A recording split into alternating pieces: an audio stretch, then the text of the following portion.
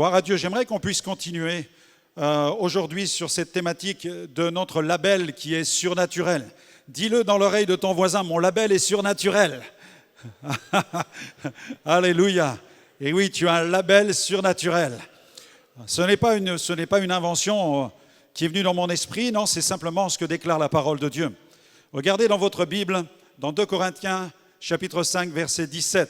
Prenez votre Bible et regardez 2 Corinthiens, chapitre 5, verset 17. 2 Corinthiens 5, verset 17. C'est mon verset clé, c'est le verset de ma conversion. C'est par ce verset que Dieu m'a vraiment parlé, que j'ai été libéré de l'emprise de la sorcellerie. Vous voyez, je suis blanc, vous voyez, je suis quelqu'un de très blanc. Hein. Mais on pense souvent que la sorcellerie, c'est ce qui est pratiqué en Afrique ou en Haïti, vous voyez. Mais la sorcellerie, elle est présente partout sur la planète. Et ma mère était sorcière. Et c'était même son métier. Et il y avait des puissances démoniaques et des phénomènes paranormaux à la maison. Mais Dieu m'a fait la grâce d'être délivré. J'ai été le premier à goûter à l'Évangile. Le premier qui a été transformé par cette proclamation du plein Évangile. Dieu soit béni. J'ai invité Jésus dans ma vie ce jour-là dans cette petite église près de la frontière belge. Et quand le Saint-Esprit est venu, il m'a convaincu de péché. J'ai confessé mes péchés. Je les ai confessés, je m'en suis détourné. Et là, le Saint-Esprit est venu avec une telle puissance que j'ai eu une vision de la gloire de Dieu. Et cette vision m'a transformé. À tel point, quand je suis rentré à la maison, j'ai proclamé la bonne nouvelle dans le cabinet de consultation de ma mère. Et là, ça a été un déferlement dans cette famille. J'ai déjà eu l'occasion de le raconter plusieurs fois, je ne vais pas le faire ce matin. Vous trouverez mon témoignage sur Google, vous pourrez l'entendre et voir comment le Seigneur a enclenché ce processus de transformation. 2 Corinthiens 5, 17, si quelqu'un est dans le Christ, il est une nouvelle créature. D'autres versions disent, il est une nouvelle création. Les choses anciennes sont passées, voici, toutes choses sont devenues nouvelles ou devenant nouvelles, sont devenant nouvelles. C'est-à-dire que ne vous inquiétez pas si vous vivez encore des combats, ne jetez pas le gant. Ne commencez pas à dire, pasteur, je lis ce passage, mais je ne vis pas ce passage. Ce passage, il a une double dynamique. La première est celle-ci. Si quelqu'un est dans le Christ, il est vraiment une nouvelle créature. Amen. Tu peux dire amen à cela ? C'est-à-dire que tu es passé de la mort à la vie. Tu peux dire, je suis sauvé. Mes péchés sont pardonnés. Amen. Tu es devenu une nouvelle création. Mais en même temps, c'est un processus de transformation. C'est-à-dire que chaque jour, le Saint-Esprit va travailler en toi pour que tu ressembles jour après jour à Jésus. Alléluia. La Bible dit que Jésus a été prédestiné avant la fondation du monde afin que nous soyons appelés, justifiés, c'est-à-dire déclarés justes, sanctifiés, c'est-à-dire mis à part, gloire à Dieu, rachetés, transformés par la puissance de Dieu, et le texte dit même glorifiés. C'est-à-dire que la gloire de Dieu va se manifester jour après jour dans votre vie intérieure pour que vous puissiez lui ressembler. Alléluia. Et tout au long de votre vie terrestre, le Saint-Esprit fait cette œuvre de transformation. Donc ne soyez pas découragés quand vous vous regardez au plan spirituel et que vous trouvez que vous ne ressemblez pas suffisamment à Jésus. Ne vous découragez pas parce que vous êtes entré dans un processus. Vous êtes vraiment une nouvelle création, entré dans un processus de transformation qui va vous amener à la ressemblance de la personne de Jésus. Alléluia, amen. N'est-ce pas merveilleux cela? Si quelqu'un est dans le Christ, il est une nouvelle création. 2 Pierre, chapitre 1er, versets 3 à 4. Regardez. 2 Pierre, chapitre 1er, versets 3 à 4. Le texte dit, comme sa divine puissance nous a donné tout ce qui contribue à la vie et à la piété, au moyen de la connaissance de celui qui nous a appelés par sa propre gloire et par sa vertu, lesquels nous assurent de sa part les plus grandes et les plus précieuses promesses, afin que par elles, vous deveniez participants de la nature divine en fuyant la corruption qui existe dans le monde par la convoitise. Amen. Vous êtes participants de la nature divine. Vous n'êtes pas Dieu. Il n'y a qu'un seul Dieu. Amen. Dieu est Père, Fils et Saint-Esprit. Mais vous êtes participants de la nature divine. Il y a un passage prophétique dans l'Ancien Testament qui déclare « Vous serez comme des dieux ». En fait, C'est une métaphore. C'est un passage qui est en train de nous dire, vous allez goûter à la nature divine. Vous allez entrer dans un processus où la part divine va œuvrer en vous pour vous transformer à la ressemblance du Dieu qui vous a créé. Mais vous êtes des rachetés. Alléluia. C'est pourquoi vous vous prosternez devant Dieu. Dieu ne se prosterne pas devant moi, parce que je ne suis pas Dieu. Vous imaginez Dieu qui désirait se prosterner devant un homme? Il y a des hommes, parfois, des personnes qui prétendent être des dieux. Mais non, il n'y a qu'un seul Dieu. C'est pourquoi nous nous prosternons devant Dieu, parce qu'il est le seul vrai Dieu. Et la grâce est la suivante, il vient habiter en nous afin de nous transformer. C'est pourquoi vous êtes d'un genre nouveau. C'est ce que je disais la semaine précédente, vous êtes d'un genre nouveau. Alléluia, vous êtes d'un genre divin. Amen. Dieu a fait une œuvre en vous extraordinaire et surnaturelle par le Saint-Esprit. Il vous a revêtu intérieurement de la nature de Christ, de cette vertu de Christ. Vous êtes revêtu intérieurement et vous avez été revêtu extérieurement par l'onction du Saint-Esprit, habillé, revêtu de la puissance de Dieu, comme le déclare le Seigneur, jusqu'à ce que vous soyez revêtus de la puissance d'en haut. Luc 24, 49, il déclare dans sa parole, vous avez revêtu Christ. Amen. Nous avons revêtu Jésus. C'est Galates 3, verset 27, vous tous qui avez été baptisés en Christ, vous avez revêtu Christ. Et le baptême en Christ se fait avant le baptême d'eau. Certains pensent que c'est la même chose. Non, non, non. Avant d'être baptisé d'eau, vous devez être baptisé dans le Christ. Ça ne sert à rien de baptiser quelqu'un dans l'eau s'il n'est pas baptisé dans le Christ. Ça n'a pas de sens. Les gens sont facilement enclins à accomplir des rituels. Certains veulent descendre dans les eaux. Moi, j'ai des entretiens depuis des années en tant que pasteur. J'ai eu l'occasion d'en avoir un grand nombre sur la question du baptême. Et j'ai vu que des gens voulaient se faire baptiser simplement pour être délivrés des démons. Je dis non, on n'est pas délivré des démons par l'eau du baptême. L'eau du baptême n'est pas une eau bénite avec un pouvoir particulier. Non, c'est l'eau du robinet dans laquelle il y a de l'eau de Javel. Tout simplement. C'est de l'eau. Philippe, l'évangéliste, avec l'Éthiopien, quand ils discutent ensemble, ils parlent du baptême. Et l'Éthiopien va dire, mais qu'est-ce qui empêche que je sois baptisé? Qu'est-ce qu'il faut? Il lui a dit, il faut de l'eau. Voilà. Donc l'eau va être cet élément naturel qui va contribuer à une symbolique, puisque la personne que l'on plonge dans l'eau va être comme noyée. Il est question d'une inhumation. Le symbole est frappant. La personne est engloutie sous l'eau. Elle décide d'enterrer son ancienne vie. Elle en ressort. Amen. Parce qu'elle veut déclarer par là qu'elle veut vivre une vie nouvelle. Dieu soit béni. Dieu soit loué. Mais lorsque nous recevons Christ, Christ vient habiter en nous. Et quand vous habitez une nouvelle maison, qu'est-ce que vous faites à l'intérieur? Vous l'habillez. Amen. Vous refaites les peintures, vous refaites les tapisseries, vous allez mettre du mobilier, tout simplement parce que vous avez envie de vous sentir chez vous. Revêtir Christ, c'est accueillir Christ, et Christ, lui, désire se sentir chez lui, en vous. C'est pourquoi il va vous revêtir à l'intérieur. Et parce qu'il vous revêt à l'intérieur, vous dites, mais moi, je dois me faire baptiser. Alléluia. Je veux me faire baptiser parce que je suis revêtu à l'intérieur. Christ habite en moi. Combien de chrétiens luttent contre l'idée du baptême? Ils se torturent en se disant, mais je ne suis pas encore suffisamment parfait pour être baptisé. Mais tu ne seras jamais suffisamment parfait. Tu es déclaré parfait par la foi. C'est Jésus qui te déclare parfait. Parce que quand le Père te regarde, il te regarde au travers de la perfection de Christ. Parce que Christ habite en toi. Ça ne veut pas dire qu'il ne faut pas progresser et croître dans sa relation avec Jésus. Mais nous sommes revêtus à l'intérieur. Et si tu peux dire ce matin, je suis revêtu à l'intérieur, dans le sens où Christ habite en moi et s'occupe de la décoration à l'intérieur de ma vie spirituelle, c'est lui qui s'occupe du mobilier, c'est lui qui s'occupe de ma vie intérieure maintenant. Ce n'est plus le diable, ce n'est plus le péché, ce ne sont plus mes vices, ce ne sont plus mes passions, c'est vraiment Jésus qui habite en moi. Si vraiment Christ habite en toi et qu'il te revêt intérieurement, qu'est-ce qui t'empêche maintenant de dire, je veux m'engager à suivre Jésus et tu vas emprunter l'eau du baptême. Alléluia. Il faut revêtir Christ, c'est-à-dire être baptisé dans le Christ avant d'être baptisé dans l'eau. Et je me fais baptiser d'eau et ça n'est pas fini parce qu'il désire aussi me revêtir du Saint-Esprit, me plonger dans le feu de l'Esprit. En fait, la vie chrétienne, c'est un bain permanent. C'est plus qu'une symbolique, c'est une réalité spirituelle où nous ne goûtons pas seulement, mais nous plongeons dans la vie avec Dieu. Gloire au Seigneur. Et ils ont été revêtus extérieurement, cette fois-ci du baptême dans le Saint-Esprit, du baptême de feu, de cette huile de feu. Alléluia. Jésus l'avait prophétisé lorsqu'il a dit « Restez » dans Luc 24, 49, restez dans la ville jusqu'à ce que vous soyez revêtus de la puissance d'en haut. Vous allez être cette fois-ci habillés. Amen. Vous vous souvenez du prophète dans l'Ancien Testament qui, avec son manteau, frappait les eaux et il ouvrait le fleuve. Vous vous souvenez de ce manteau qui était ramassé par son plus proche collaborateur et qui ensuite est entré dans un ministère prophétique.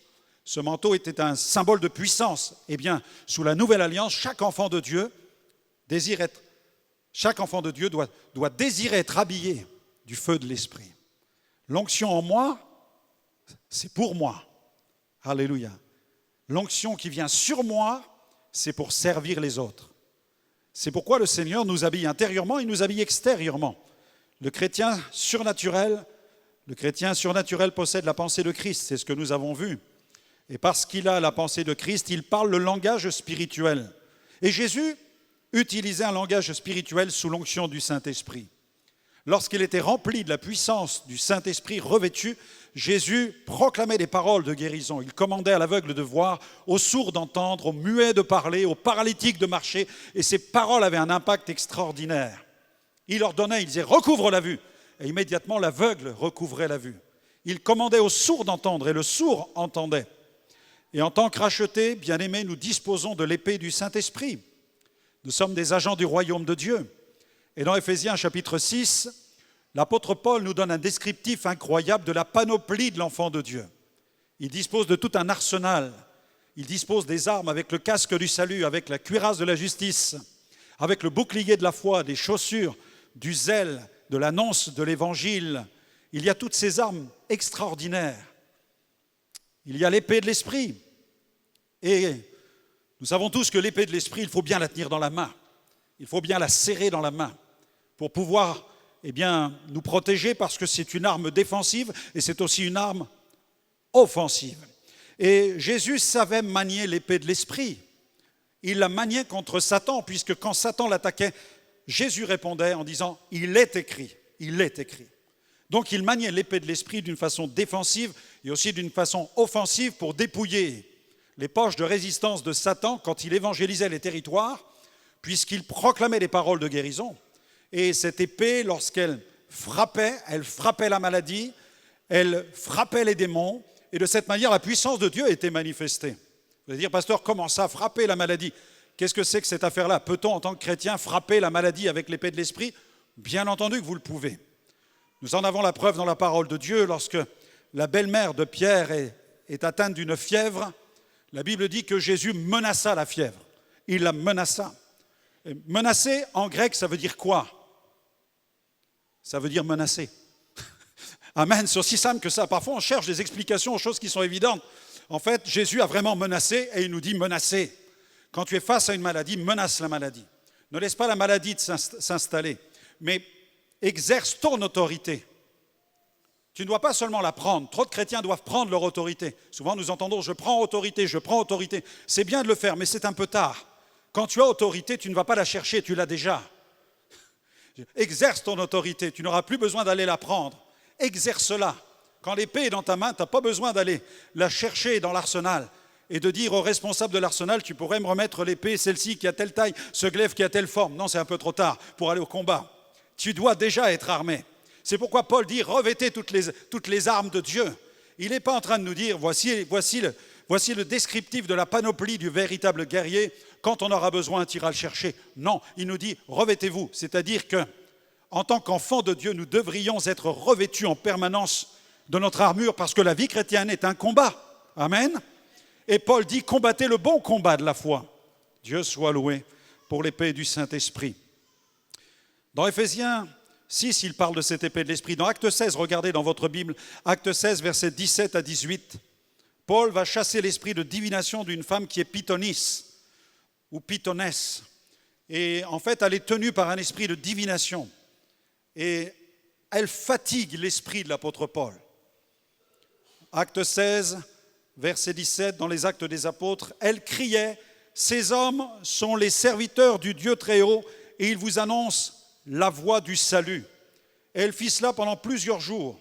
Donc elle créa en quelque sorte du trouble parce qu'elle proclamait à tue-tête qu'ils étaient des messagers d'une voie particulière, celle du salut. et elle crée le trouble dans la ville en jetant la concurrence, en troublant les esprits, parce qu'il y avait beaucoup de fausses prophétesses à cette époque qui annonçaient toutes sortes de choses. Et en disant, il vous annonce la voie du salut, elle crée de cette manière la jalousie dans l'esprit de tous les autres cultes de la ville. Et l'apôtre Paul, à un moment, a été agacé avec cela. Il a compris que derrière cette pseudo-publicité, il y avait la puissance d'un mauvais esprit. Il vous annonce la voie du salut. Elle fit cela pendant plusieurs jours. Paul, fatigué, se retourna et dit à l'esprit, je t'ordonne, au nom de Jésus-Christ, de sortir d'elle. Et il sortit à l'heure même. Au début de mon ministère, j'ai eu une femme dans mon église comme ça, qui crée beaucoup de troubles en allant de maison en maison. Et quand je prêchais, pendant la prédication, elle tombait raide comme une planche. Vous savez, je fais la différence entre les gens qui sont remplis du Saint-Esprit et qui tombent dans la présence de Dieu et des gens qui sont possédés par les démons. Ça n'est pas la même chose. J'étais jeune prédicateur, je manquais d'expérience, je vous avoue là-dessus. Et cette femme, quand je prêchais, elle tombait par terre. Bam! Elle se mettait à trembler. Elle a commencé à me parler d'une maladie qu'elle faisait de l'anémie. Mais j'avais vent de tous les troubles qu'elle répandait dans les maisons. Elle allait de maison en maison, causant du trouble, semant toutes sortes de mensonges. Les choses me revenaient aux oreilles et les membres de l'église s'inquiétaient. Ça a duré pendant plusieurs mois. Et un jeudi soir, nous étions en réunion de prière et j'étais derrière le pupitre quand tout à coup l'Esprit de Dieu est tombé sur moi avec une telle force que je suis descendu de l'estrade, je me suis approché d'elle, j'ai dit maintenant démon tu sors. Et quand j'ai dit ça, elle est tombée par terre, elle a commencé à ramper comme un serpent. Et mes amis, ça a duré une bonne demi-heure. Et elle a commencé à confesser ensuite, parce qu'elle a confessé ses péchés. Elle a commencé à expliquer que tous les soirs, elle croisait les couteaux sous son oreiller pour conjurer les mauvais sorts. Elle avait fréquenté les églises évangéliques, mais elle n'était pas sortie de la sorcellerie. Et elle était capable de dire qu'elle était évangélique. Cette femme était capable de dire ses serviteurs sont les serviteurs du Très-Haut. Mais elle était liée par un mauvais esprit. Et elle était délivrée par la puissance du Saint-Esprit au travers du canal que Paul a été ce jour-là. Amen. Et c'est par la parole qu'il a fait excéder. Il a dit, je t'ordonne au nom de Jésus-Christ de sortir d'elle. Et à l'heure même, le mauvais esprit est parti. L'esprit a cédé la place. Dans Acte 9, regardez dans votre Bible, Acte 9, versets 32 à 35, vous avez encore là la puissance de la parole qui jaillit par la bouche du messager de Dieu. Cette fois-ci, il s'agit de l'apôtre Pierre. Acte 9, 32 à 35, comme Pierre visitait tous les saints. Alors les saints, ce sont des vivants, on est d'accord, amen. Vous savez que dans une tradition chrétienne, certains disent que les saints, ce sont ceux qui sont au ciel et ce sont des grands serviteurs de Dieu qu'il nous faut les prier. Non, là vous avez bien vu qu'il est question de saints qui sont vivants. Saint, en grec, veut dire être mis à part. Être mis à part. Mis à part pour l'œuvre de Dieu, pour le service de Dieu. Donc si vous êtes à Christ, vous êtes saint, c'est-à-dire littéralement, vous êtes sanctifié, vous êtes mis à part. Dis à ton épouse ce matin, dis-lui, chérie, tu es une sainte. Et toi, dis à ton mari, chérie, tu es un saint. Et dis-lui, il y a encore du travail. Amen. Des fois, on dit à quelqu'un, c'est pas un petit saint celui-là. Vous voyez comment les mots ont été sortis du contexte et comment ils sont déformés de leur sens. Mais c'est pourquoi il est important de lire la Bible. C'est pourquoi il nous faut lire la parole de Dieu. Parce que nous sommes des saints, nous sommes mis à part en Jésus-Christ. Il descendit aussi vers ceux qui demeuraient à Lyde. Il y trouva un homme nommé Énée, couché sur un lit depuis 8 ans et paralytique. Pierre lui dit, Énée, Jésus-Christ te guérit, lève-toi et arrange ton lit. Et aussitôt, il se leva. Amen. J'ai eu un homme qui était alité depuis plus d'une dizaine d'années au Pérou, dans le stade de Séchoura, je crois. Et là, cet homme était un maçon, il était tombé d'un mur de 8 mètres, il s'était fracturé la colonne vertébrale, il était infirme depuis plus d'une dizaine d'années. Et là, ce soir-là, dans le stade, je proclamais les paroles d'autorité. Quand tout à coup, cet homme s'est levé, il a marché devant tout le stade. Vous ne pouvez pas imaginer l'hystérie qui a gagné la population. Cet homme restauré, réparé, debout, devant toute la foule, quel témoignage extraordinaire. Mais la parole ointe a produit ce miracle. Et il dit, Énée, Énée, Jésus-Christ te guérit. Pierre n'a pas dit, Énée, moi je te guéris. Non, non, non. Il a dit, Énée, Jésus-Christ te guérit. C'est-à-dire que celui qui opère cette guérison. C'est Jésus-Christ sur le trône par la puissance du Saint-Esprit au travers de moi qui est en train de le faire. Je suis le canal de la gloire de Jésus. Amen. Parce que la gloire doit revenir à Jésus. C'est Jésus qui doit être glorifié dans tous les miracles qui s'accomplissent. Il reste le roi des rois. Alléluia. Dieu soit béni. Nous allons voir le 5e point ce matin. 5e point, le chrétien surnaturel qui possède ce label surnaturel, il possède son autorité. Il possède son autorité. Trop de chrétiens sont dépouillés malheureusement de leur autorité. Celle-ci est remplacée dans le christianisme contemporain.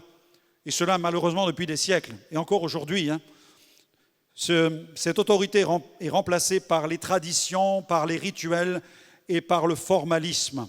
Déjà, Jésus s'est indigné sur ce point-là.